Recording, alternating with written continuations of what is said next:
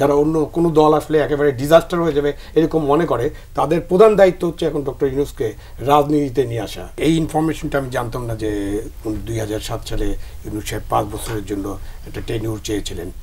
এটা একটা পারসেপশন আর কি, এটা প্রচলিত আছে কথাটা। না, যদি এইটা সত্য হয় আর এখন যদি 5 বছরের কথা যদি বলা হয় তাহলে কিন্তু এটা আমি জানি না, আমি এটা নিয়ে আলোচনা করতে চাই না, বাট এটা কিন্তু খুব লিঙ্কড হয়ে যাবে জিনিসটা।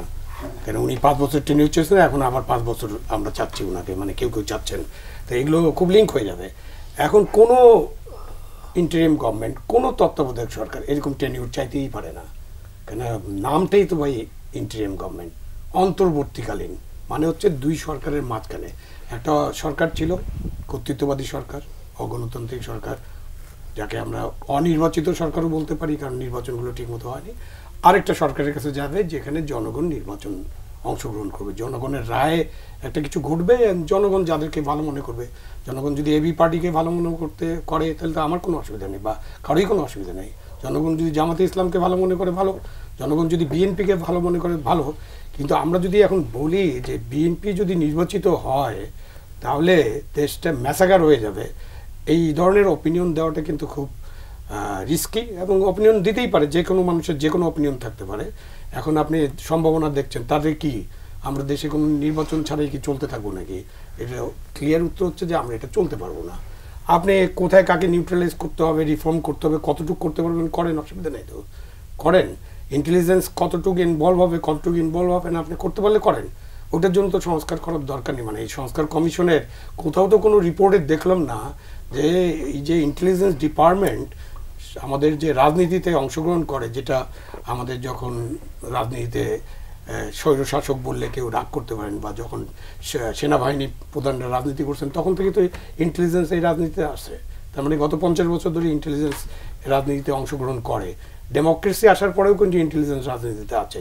তো কোনো ডেমোক্রেটিক গভর্নমেন্ট তো এটা পরিবর্তন করেনি। এখন এই সরকার পরিবর্তন করতে চাইলে তো খুব ভালো কথা, আমরা তাদেরকে স্বাগত জানাবো। বাট কতটুকু পরিবর্তন করতে পারবেন, কি পরিবর্তন করতে পারবেন, আদৌ পরিবর্তন করতে পারবেন কি না, হ্যাঁ, এই বিষয়গুলো কিন্তু খুব জটিল এবং সেন্সিটিভ বিষয়। এগুলো নিয়ে আলোচনা করাও খুব সেন্সিটিভ। সো আমাদেরকে ওই যখন রাজনৈতিক ঐক্য শুধু না, আমাদের তো যারা আছেন মানে মাঠে যারা কাজ করেন এবং যারা বিভিন্ন ধরনের দায়িত্বে আছেন, দায়িত্ব পালন করেন, যাদের স্টেক আছে, প্রত্যেকের কিন্তু অংশগ্রহণ থাকতে হবে আগামী নির্বাচনে, যাতে নির্বাচনটা একটা ভালো নির্বাচন হয়। আপনি কাউকে বাদ দিয়ে কোনো কিছু করতে পারবেন না। এবং একটা ইনক্লুসিভ নির্বাচনের কথা বলা হয়, তখন আবার হ্যাঁ স্বৈরাচারের বিচার একটা আলাদা জিনিস, খুনির বিচার আলাদা জিনিস, গণহত্যার বিচার করেন, কোনো অসুবিধা নেই। আবার ইনক্লুসিভ নির্বাচনে একটা ইম্পর্টেন্ট জিনিস যেটাকে আমাদের আলোচনায় আনতে হবে। সেই আলোচনা আমরা দেখতে চাই যে সবাই মিলে আমরা ঐক্যমতের ভিত্তিতে একটা আলোচনা করছি এবং ভালো একটা নির্বাচনের জন্য আমরা প্রস্তুতি নিচ্ছি। এবং ফাইনালি ডিসেম্বরে হোক, জুলাইতে হোক, আগামী বছর ডিসেম্বরে হোক, ইউনূস সাহেব যদি 5 বছর ক্ষমতা রেখে আপনি নির্বাচন করতে চান, সেটাও করলে ক্লিয়ার থাকতে হবে, বিষয়গুলো ক্লিয়ার হতে হবে। এবং আমাদের দেশের ভোটাররা, রাজনীতিবিদরা তো অপেক্ষা করছেই, গত 15 বছর অপেক্ষা, আমি বলি 10 বছর, মানে 14 সালের পর থেকে। এখন আরও যদি অপেক্ষা করতে চান, অপেক্ষা করার সময় থাকলে ওনারা অপেক্ষা করবেন, কোনো অসুবিধা নেই, কিন্তু অপেক্ষা করবেন। আসলে সত্যি কথাটা হচ্ছে আমাদের রাজনৈতিক দলগুলো গড়েই উঠছে, তাদেরকে ক্ষমতায় যেতে চায় তারা, অথবা ক্ষমতা ভাগাভাগি করতে চায়, বা ক্ষমতা না বলে যদি দায়িত্ব বলেন, সেটা একটা বড় সংস্কার হবে যে আমরা দায়িত্ব পালন করতে চাই, জনগণের কল্যাণ করতে চাই। সেই জন্য তারা উন্মুখ হয়ে বসে আছে। আর জনগণের কথা যদি বলেন, 10 বছর ভোট দিতে পারেনি, 18 বছরের যে যুবক ভোট দিতে পারেনি, তার বয়স এখন 28 বছর, সে এখন ভোট দেওয়ার জন্য আরও 5 বছর, মানে 33 বছর অপেক্ষা। কেউ কথা রাখে না, সুনীল গঙ্গোপাধ্যায়ের অবস্থা হয়ে যাবে, কেউ কথা রাখে না। তো একটা ভোটারকে 33 বছরের জন্য অপেক্ষা করতে হবে ভোট দেওয়ার জন্য। আপনি ভোটের আয়োজন করেন। হ্যাঁ, ইউনূস সাহেব 5 বছর থাকতে পারে, আমি এটার সলিউশন আছে, কিন্তু ইউনূস সাহেব 5 বছর থাকতে পারে, he can join any party, অথবা তিনি নিজেই একটা দল করতে পারে।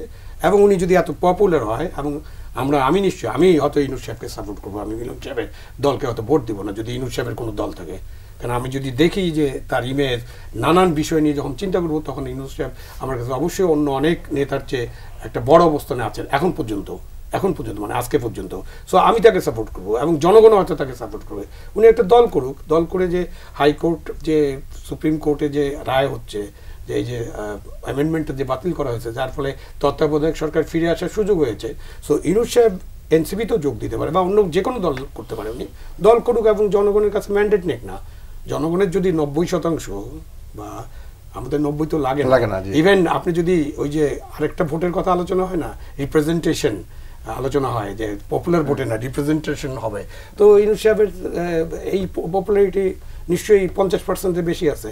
তো উনি দল করলে তো উনার দল 50%-এর বেশি আসন এমনিতে পেয়ে যাবে, মানে 2/3 পেয়ে যেতে পারে। তো এই সম্ভাবনা তো আছে। যেমন বিএনপি ইউনূস সাহেবকে অ্যাডভাইজার বানিয়ে ওনার দলেও নিয়ে যেতে না পারে, না এটা হলে আরো ভালো বিএনপিতে হয়। উনি যোগ দেবেন কেন? উনি তো বিএনপিতে যোগ দেওয়ার জন্য তো সে আহ্বান তো আসেন আমি নাই। আগেই করেছি। ওই আহ্বান আছে, কিন্তু আমি মনে করি যে ইউনূস সাহেবের নিজের একটা দল করা উচিত, যে দল উনি করার মধ্যে দিয়ে বাংলাদেশের যে রাজনীতিতে আমরা যত আলাপ আলোচনা করতেছি এগুলো রিজলভ হতে পারে, কিন্তু এটাতে জনগণের ম্যান্ডেটটা নিতে হবে।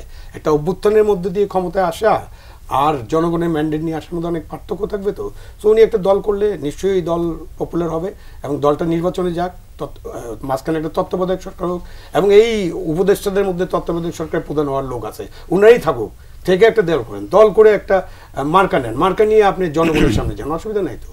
আপনি যদি 5 বছর রাখতে চান, যারা রাখতে চায়, যারা 5 বছর রাখার কথা আলোচনা করে, যারা অন্য কোনো দল আসলে একেবারে ডিজাস্টার হয়ে যাবে এরকম মনে করে, তাদের প্রধান দায়িত্ব হচ্ছে এখন ডক্টর ইউনূসকে রাজনীতিতে নিয়ে আসা। একবার উনি রাজনীতিতে আসতে চেয়েছিলেন, কোনো কারণে আসেন নাই।